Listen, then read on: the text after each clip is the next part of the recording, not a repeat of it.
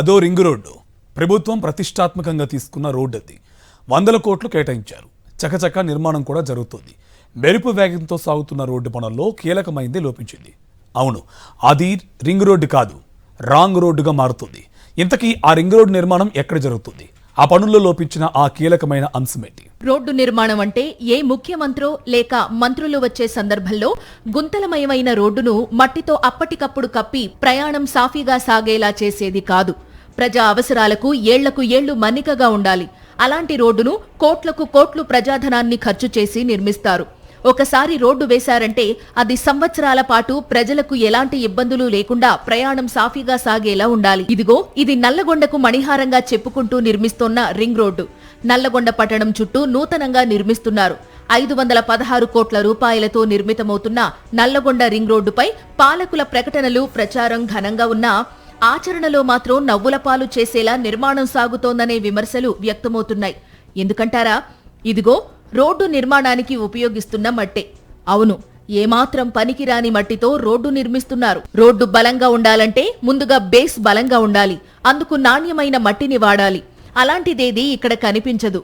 చినుకు పడితే చిత్తడిగా మారే సవుడు మట్టి, అంటుకుంటే ఊడిపోని బంకమట్టి, నిలబడితే మోకాళ్ల లోతు దిగబడే నల్ల రేగడిని ఉపయోగించి రోడ్డును నిర్మిస్తున్నారు. బంకమట్టి నీటిలో నానితే ఎలా మారిందో చూడండి. వర్షాకాలంలో ఇలాంటి రోడ్డు ఎక్కితే జర్రున జారి పడడం ఖాయం. పూర్తిగా సుద్ద, చవుడు, రేగడి, ఒండ్రు కలగలిసిన మిశ్రమమే ఈ మట్టి. దీంతోనే రోడ్డు నిర్మాణం సాగుతోంది. మామూలుగా రోడ్డు నిర్మాణంలో ఎర్రమట్టిని వాడాలని నిబంధనలు ఉన్నాయి. కానీ రోడ్డు నిర్మాణం కోసం వాడేందుకు ఏ మట్టిని తవ్వుతున్నారో ఒకసారి చూడండి. పూర్తిగా చవుడు, ఒండ్రు, బంకమట్టిని మిషన్ల సాయంతో తవ్వి తరలిస్తున్నారు.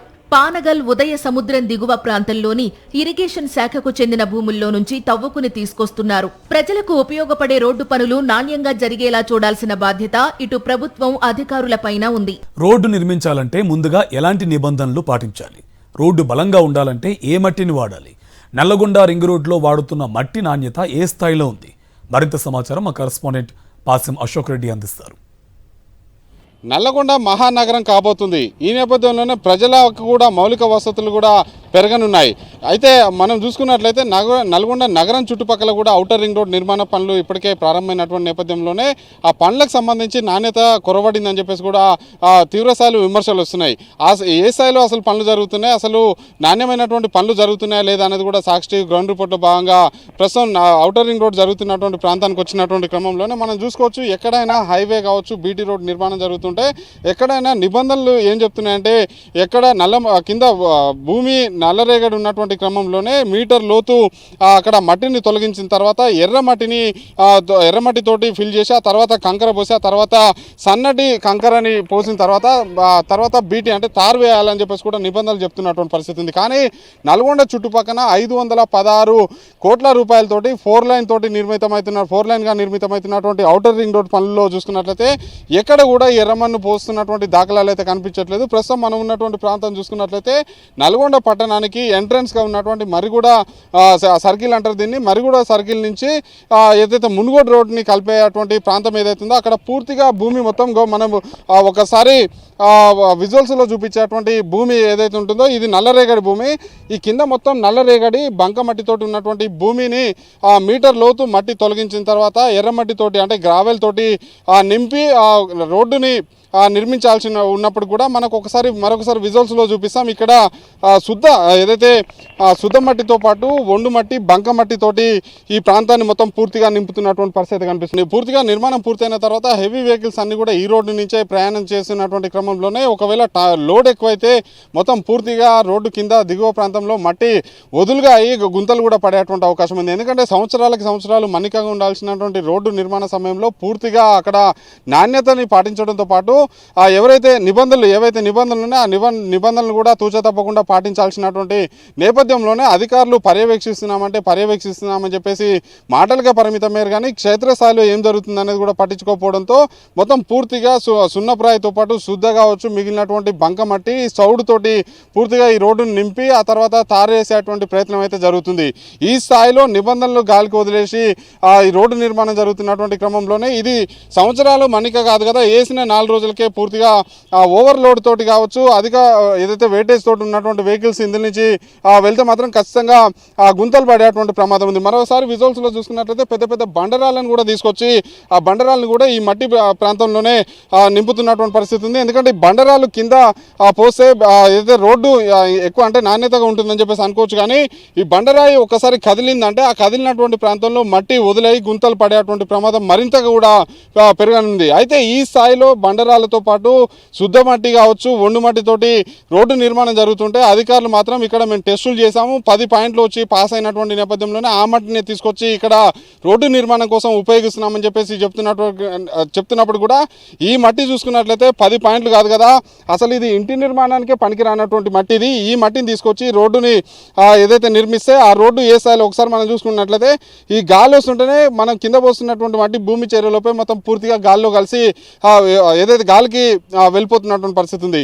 ఈ మట్టిని తీసుకొచ్చి రోడ్డుని నిర్మిస్తే అది ఏ స్థాయిలో నాణ్యతగా ఉంటుంది అనేది కూడా అధికారులు సమాధానం చెప్పాల్సినటువంటి అవసరం ఉంది. ఎందుకంటే నేషనల్ హైవే అథారిటీకి సంబంధించినటువంటి అధికారులు పూర్తి స్థాయిలో నాణ్యతగా ఉన్నటువంటి మట్టిని తీసుకొస్తున్నామని చెప్పి చెప్తున్నప్పుడు కూడా క్షేత్రస్థాయిలో మాత్రం అది కనిపించట్లేదు. మరి ఈ మట్టి ఎక్కడి నుంచి తీసుకొస్తారు, ఈ మట్టికి తీసుకురావడానికి అనుమతులు ఎవరు ఇచ్చారు, ఇరిగేషన్ శాఖ మేము అనుమతులు ఇచ్చామని చెప్పి చెప్తున్నారు. ఎంత మట్టికి అనుమతులు ఇచ్చారు, అసలు ఆ మట్టి అనుమతి ఇచ్చినటువంటి మట్టి రోడ్డు నిర్మాణానికి ఉపయోగపడుతుందా లేదా అనేది కూడా అక్కడికి వెళ్ళి ఒకసారి తవ్వేటువంటి ప్రాంతంలో నుంచి కూడా మనం ఒకసారి ప్రజలకు వివరించేటువంటి ప్రయత్నం చేద్దాం. క్షేత్రస్థాయిలో నల్గొండ రింగ్ రోడ్ నిర్మాణం పనులు అలా జరుగుతుంటే అధికారులు మాత్రం మరోలా చెప్తున్నారు. రోడ్డు నిర్మాణానికి నాణ్యమైన మట్టిని ఉపయోగిస్తున్నామని చెప్తున్నారు. అసలు ఏ స్థాయి నాణ్యమైన మట్టిని ఉపయోగిస్తున్నారో ఎన్హెచ్డిఈ మురళీకృష్ణ మాటల్లోనే విందాం. నేషనల్ హైవే సంబంధించినటువంటి అధికారులని ప్రస్తుతం మనతో పాటున్నారు, ఒకసారి మాట్లాడదాం. హైవే నిర్మాణం సంబంధించి, రోడ్డు నిర్మాణం సంబంధించి తీసుకోవాల్సినటువంటి జాగ్రత్తలు ప్రధానమైనది మట్టికి సంబంధించింది. ఇందులో ఎర్రమట్టి స్థానంలో వేరే ఇంకా ఏ ఇతర మట్టి అయినా పోయొచ్చా? ఏం పట్టానండి, స్టాండర్డ్స్ ఫాలో అవుతాము.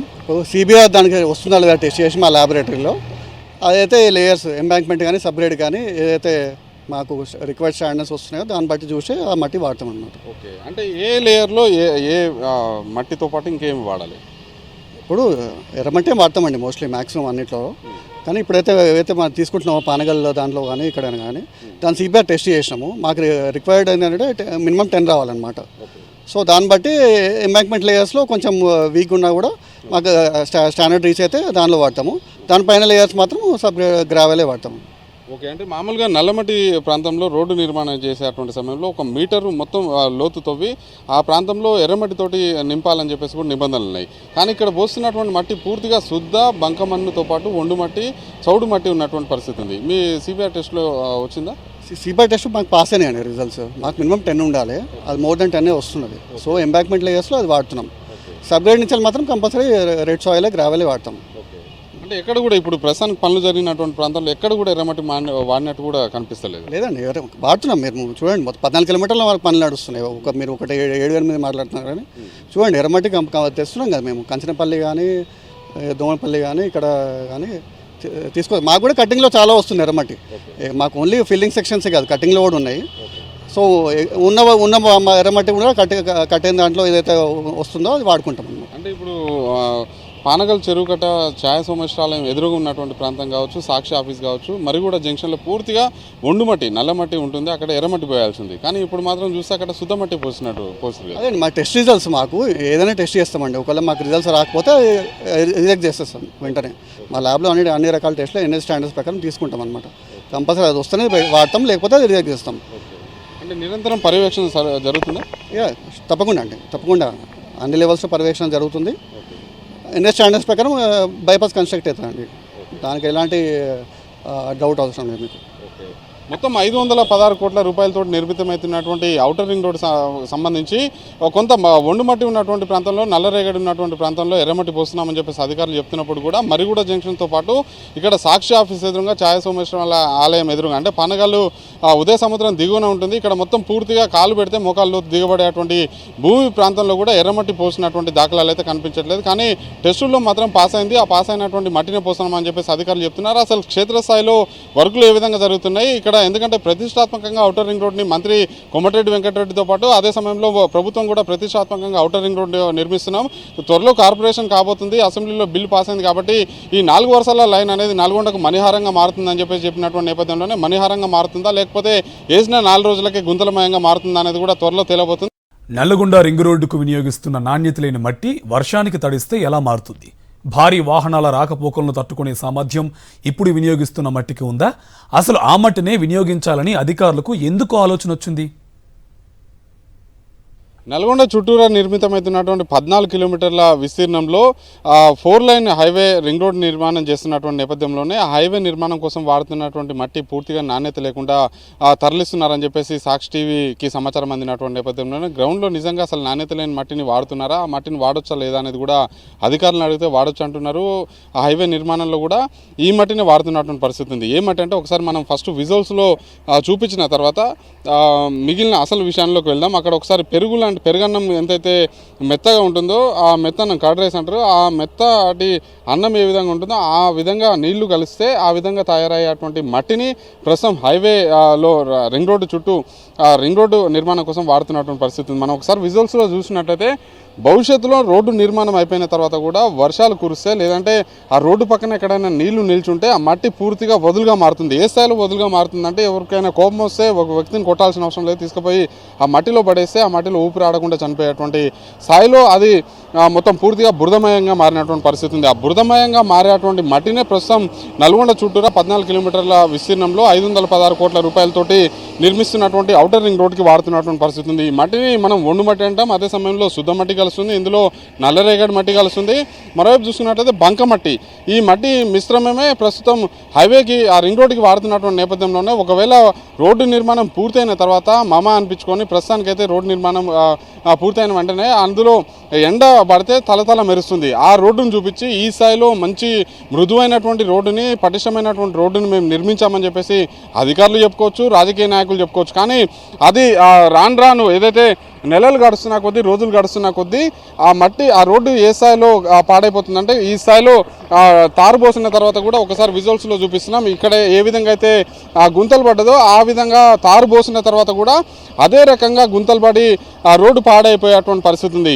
ఈ స్థాయిలో మట్టి ఇట్లాంటి నాణ్యత లేనటువంటి మట్టి పోస్తుంటే అధికారులు ఏం చేస్తున్నారంటే, అధికారులు మాత్రం ఇక్కడ మేము పరీక్షలకు పంపించినాం, 10 పాయింట్లు వచ్చినటువంటి నేపథ్యంలోనే మట్టిని వాడుకోవచ్చు అని చెప్పేసి మాకు పరిశీలనలో తేలడంతో ఆ మట్టి పోస్తున్నామని చెప్పి చెప్తున్నారు. కానీ హైవే నిర్మాణం జరిగేటువంటి సమయంలో ఖచ్చితంగా గ్రావెల్ అంటే రెడ్ సాయిల్నే వాడాలి, నల్ల మట్టినే వాడాలని చెప్పేసి నిబంధనలు ఉన్నాయి. కానీ ఇక్కడ చూస్తున్నటువంటి దూరంలో ఈ ప్రాంతంలో అసలు రెడ్ సాయిలే లేదు, కేవలం ఇది ఇరిగేషన్ శాఖకు సంబంధించినటువంటి మట్టి కావడంతో ఏదైతే 20,000 క్యూబిక్ మీటర్ల వరకు మట్టి తవ్వుకునేందుకు అవకాశం ఇవ్వాలని చెప్పేసి కాంట్రాక్టరు ఇరిగేషన్ శాఖ అధికారులను కోరడం, ఇదిగే ఇరిగేషన్ శాఖ అధికారులు వాళ్ళకి సంబంధం లేదు, ఇక్కడ మాకు కాల్వ ఏదైతే పూడిక తీయడానికి డబ్బులు తక్కువ, భవిష్యత్తులో డబ్బులు తక్కువ పడేటువంటి అవకాశం ఉంది కాబట్టి ఈ మట్టిని తరలించుకోవచ్చు అని చెప్పేసి వాళ్ళు ఎన్ఓసి ఇవ్వడం, ఆ తర్వాత మైనింగ్ శాఖని సంప్రదించడం, మైనింగ్ శాఖ కూడా ఈ మట్టిని తరలించుకోవచ్చు అని చెప్పేసి ఎన్ఓసి ఇచ్చినటువంటి నేపథ్యంలోనే ప్రస్తుతం మొత్తం పూర్తిగా బంకమన్ను, ఒండు మన్ను, అదే సమయంలో శుద్ధ మట్టితో పాటు నల్లరేగడి మట్టి మిశ్రమం కలిసినటువంటి మట్టినే ప్రస్తుతం అయితే రింగ్ రోడ్డుకి వాడుతున్నటువంటి పరిస్థితి ఉంది. అంటే ఇది సంవత్సరాల కొద్దీ నాణ్యంగా ఉండాలి, ప్రజల అవసరాల కోసం అవసరాలు తీరాలి, ఎక్కడైతే నల్గొండ పట్టణంలోకి హెవీ వెహికల్స్ రాకుండా సుదూర ప్రాంతాలని కలిపేలాగా ఒక రోడ్డుని నిర్మాణం చేస్తున్నామని చెప్పేసి మంత్రి కోమటిరెడ్డి వెంకటరెడ్డి ఏదైతే చెప్తున్నారో, మంత్రి కోమటిరెడ్డి చెప్తున్నటువంటి మాటలు మంచిగా ఉన్నాయి, అదే సమయంలో తీసుకున్నటువంటి ఉద్దేశం మంచిగా ఉంది, రోడ్డు నిర్మాణానికి సంబంధించినటువంటి ఆలోచన కూడా బ్రహ్మాండమైనది. కానీ క్షేత్ర స్థాయిలో నాణ్యత లేకుండా ఈ విధంగా తూతు మంత్రంగా రోడ్డు నిర్మాణం చేస్తున్నటువంటి నేపథ్యంలో రోడ్డు ప్రజల అవసరాలు తీరుస్తుందా లేదా అనేది కూడా ఆలోచన చేయాల్సినటువంటి అవసరం ఉంది. ఎందుకంటే ఈ మట్టితోటి రోడ్డు నిర్మిస్తే మాత్రం ఖచ్చితంగా వర్షాలు పడ్డ ప్రతిసారి కూడా రోడ్డు గుంతలమయంగా మారేటువంటి అవకాశం ఉంది. ఎందుకంటే మనం ఒకసారి చూసినట్లయితే outer ring road heavy vehicles అంటే మనం ఒకసారి ఆ టిప్పర్ చూసుకున్నట్లయితే దాదాపు 40 నుంచి 50 టన్నుల వరకు కూడా మట్టి పడుతుంది. అదే సమయంలో ఇసుక టిప్పర్లు తిరుగుతాయి, అదే సమయంలో లారీలు వేరే హెవీ వెహికల్స్ లారీలు తిరుగుతాయి, 12 టైర్ కావచ్చు, 14 టైర్ కావచ్చు, 16 టైర్ కావచ్చు, ఆ లారీలు తిరుగుతున్నటువంటి క్రమంలోనే కింద మట్టి వదులుగా ఉన్నటువంటి క్రమంలో మొత్తం పూర్తిగా గుంతలు పడేటువంటి అవకాశం అయితే ఉన్నది. కాబట్టి ఇప్పటికైనా అధికారులు అయితే ఖచ్చితంగా క్షేత్రస్థాయిలో విజిట్ చేయాల్సినటువంటి అవసరం ఉంది. అదే సమయంలో ఎర్రమట్టి ఇప్పుడు పోసినటువంటి ఒండుమట్టి స్థానంలో ఒండుమట్టిని తొలగించి రెడ్ సాయిల్ తోటి నింపి రోడ్డు నిర్మాణం చేయాల్సినటువంటి అవసరం ఉంది. అప్పుడే ప్రజాధనం దుర్వినియోగం కాకుండా ప్రజల అవసరాలు తీర్చేలాగా మారుతుందని చెప్పేసి అధికారులు గ్రహించాల్సినటువంటి అవసరం ఉంది. కోమటిరెడ్డి వెంకటరెడ్డి కూడా అధికారులని ఆదేశించాల్సినటువంటి అవసరం అయితే స్పష్టంగా కనిపిస్తుంది. వీడియో శ్రీనివాసరావు, పాషం అశోక్ రెడ్డి, సాక్షి టీవీ, నల్గొండ.